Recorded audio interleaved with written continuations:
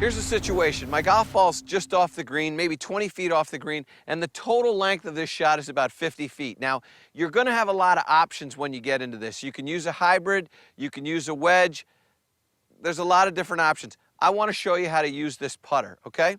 And first of all, what you need is the conditions to be correct. And what I mean by that is this.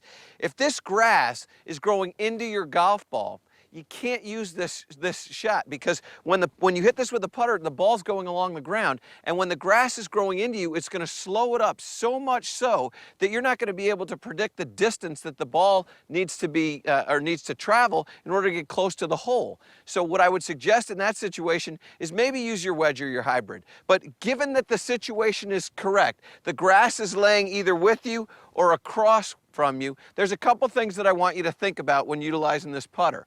The first one is that I want you to, again, make practice strokes that predict distance. I don't want you to get into this thing abstractly, just grabbing your putter and not really paying attention to what you're doing.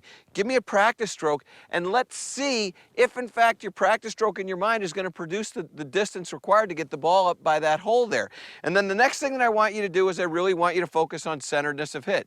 If we hit this ball off the toe or off the heel, and it has to travel through all this fringe right here, you're going to be in trouble. So we're going to take a practice stroke that's going to predict our distance, and we're going to focus on the solidness of hit.